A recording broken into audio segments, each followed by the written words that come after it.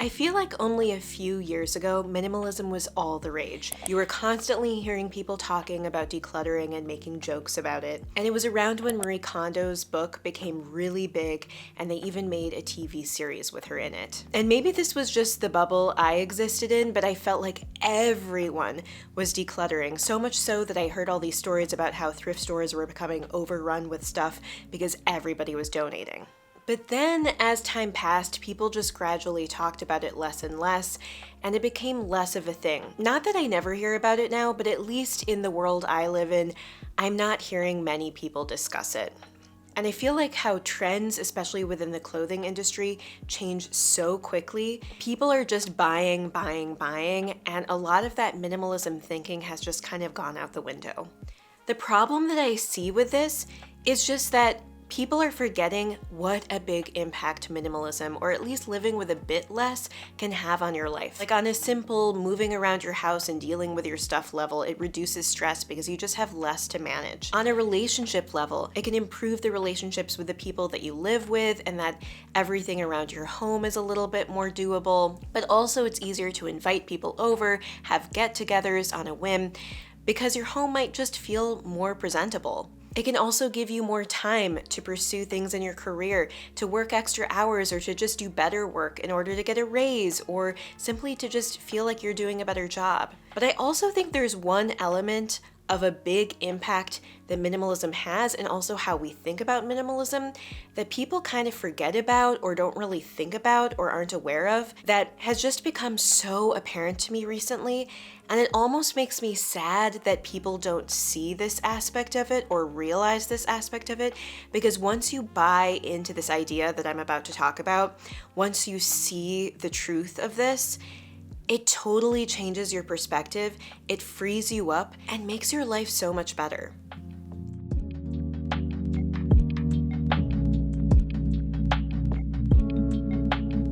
So the first thing I want to say is when I talk about minimalism in this video, I don't mean extreme minimalism. I don't mean where you're living with almost nothing. I mean, props to the people who pursue that, if that works for their lifestyle.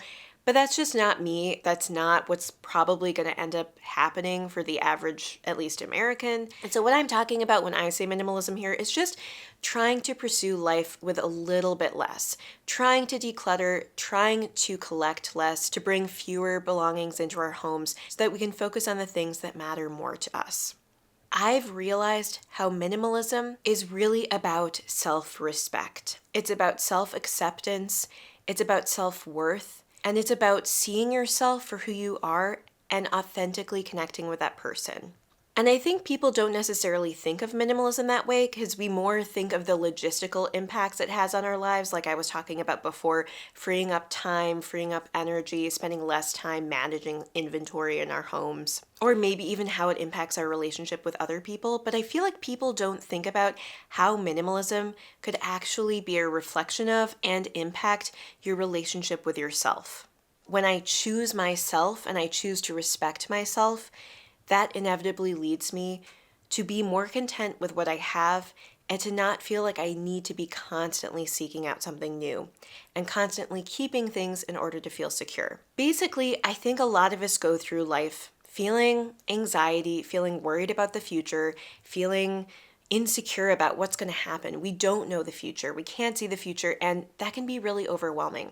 And especially when we have financial struggles or relationship struggles or, work struggles, whatever it is that you might be dealing with, the future can feel really unclear. And I think one way that we try to sort of insulate ourselves, to protect ourselves, is with stuff. We buy stuff around our homes so that if we're in financial need in the future, we don't need to go out and buy more stuff. Also, certain belongings give us sort of a soothing sense.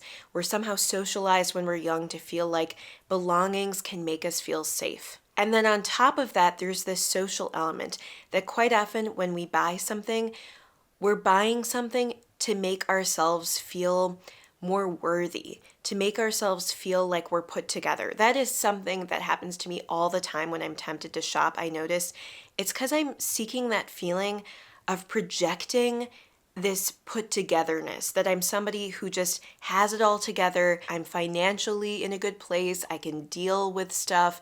And that cute jacket will make me feel even more that way and project that to the world. But the problem with that is that collecting that stuff and having that stuff will only financially hurt us in the long run. The more we collect, the more we have to deal with, the more space we need to have in order to house that stuff, which means our rent or our mortgages go up. The more stuff we have, also the less likely it is we find the thing we need when we need it, so we end up buying it again. And overall, we end up just buying a lot of stuff that we don't really need, or in the long run at least, that we don't really want. Like, how often has it happened to me where I found that perfect jacket and I buy it and then I only use it a few times and it doesn't really bring me the joy I kind of hoped it would? And ultimately, collecting all this stuff is a behavioral manifestation of us wanting to change our current life situation, of not accepting where we are right now, what we have right now, and what we can handle right now. We feel like we need to protect ourselves from an unknown future, an unpredictable future where we don't know what's going to happen. And collecting and keeping things is something I have definitely done to feel that sense of security and safety.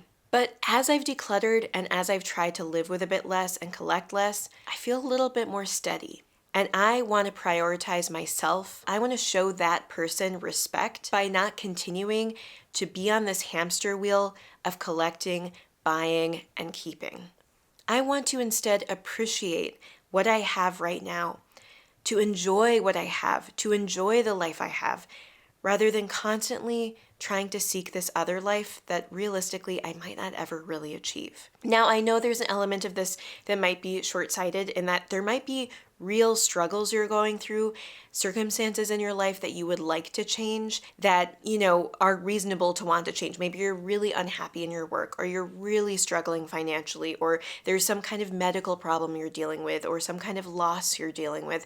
That is a real problem. And I realize that sometimes we need to take action. I'm not saying self-acceptance on the level of don't do anything to try to improve your life. I more mean stop spending money and collecting and keeping in order to try to improve your life, because those things will not actually improve your life in real ways. But stepping back and trying to enjoy and appreciate what you do have and accepting yourself for what you are and who you are will, I think, give you so much more true enjoyment and peace in life. The piece I really want to highlight here is that I don't think people are paying attention to that self-respect component. That if you actually respect yourself for who you are, what you bring to the table as a person, at least a lot of us might realize we don't need to be collecting as much and we don't need to be keeping as much. And I mentioned this in a recent video, but I do see how decluttering has this direct link to my self-confidence, and self-confidence beyond just how my home is presented.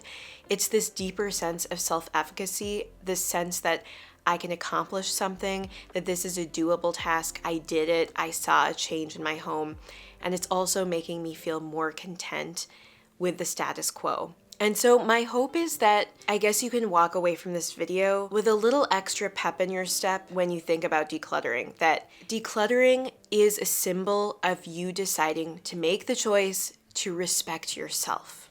And so I hope that even if a handful of people see this video and are impacted, to want to go out and to declutter a little bit more and to see how minimalism doesn't have to be over. We can keep pursuing it. We can keep injecting it into our lives, and it can keep bolstering our sense of self-worth. And that's a good feeling. I just hope that people can absorb that and go out and make a few little changes in their days and how they're dealing with their stuff and feel that sense of self-worth. So anyway, that's most of what I have for you today.